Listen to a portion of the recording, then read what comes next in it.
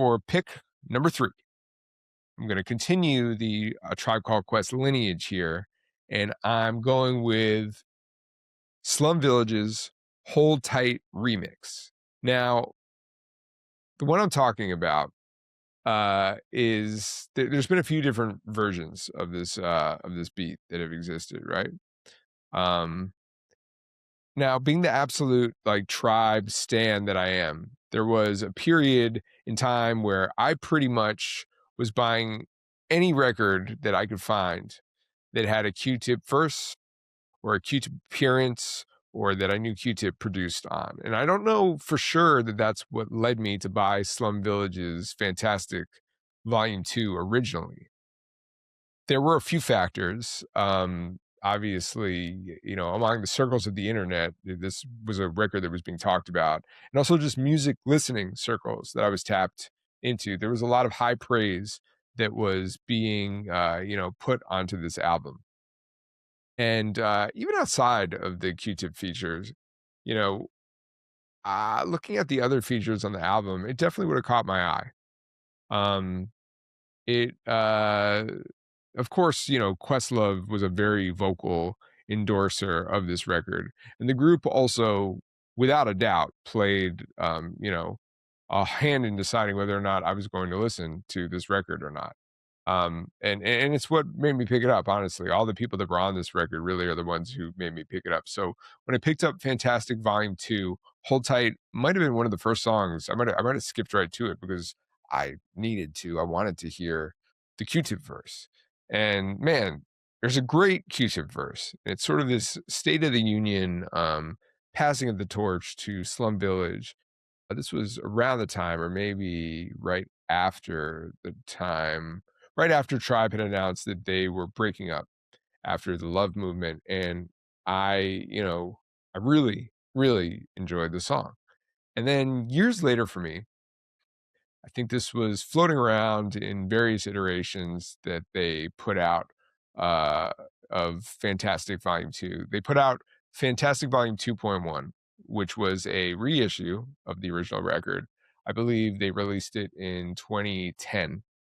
And so it was commemorating at the time, I think, the 10th anniversary of the album. And there were some differences in the track listing. There's a lot of different versions of Fantastic Volume 2 that are out there, depending on which pressing you're looking at, which record label put it out. But this was a version, 2.1, that had different versions of some of the songs, like remixes, alternate beats. And there were different skits as well. There were songs that were not on this version that were on the original. And then it also had some ones that weren't on the MCA released Fantastic Volume 2, which was the one that I and most people most likely picked up if they got it at the time. But whoa, when I listened to this new version and I heard the remix, as it was called, of Hold Tight, I was blown away. It's not in comparison to the last two beats that I mentioned, it's not necessarily on some like, whoa, how was this made? It wasn't as mysterious in terms of the production. In many ways, the Hold Tight remix is just a combination of the right sounds and the right sample sources. That's what really gives the song its character. They really give, the song its flavor, I guess you could say. And when I was hearing this song, instantly something inside of me was just like, no, this is actually too perfect. Like I know that this is being listed as the remix, but man, this remix is way, way better than the original version. In my mind, there was no question about it. And this became, for me anyway, for my listening habits, this became the default version of the song, the remix that's on the 2.1 Fantastic. Um, and as far as I was concerned, my listening to the original version plummeted as soon as I had this one readily available. And that was further validated for me in 2022. The first episode of The Questions as a podcast, I had been doing it, live streaming it on Instagram Live for a while. Um, you know, During the pandemic, I started doing live streams. But they basically were only living on the Instagram page. You'd have to go and like find the video, and it was not a very intuitive way to go back and revisit episodes. So I launched or relaunched the questions as a podcast in proper form, and I did the very first one that I did was a live stream with Dan Charnas, author of Dilla Time, and Frank Nitt from Frank and Dank, and it was an all J Dilla themed episode and game and conversation, and it was done to promote the release of Dilla Time, which had just come out or was coming out, and I believe it was prior to actually hitting record. I think me and Dan and Frank were speaking before we went live, and I said something to Frank.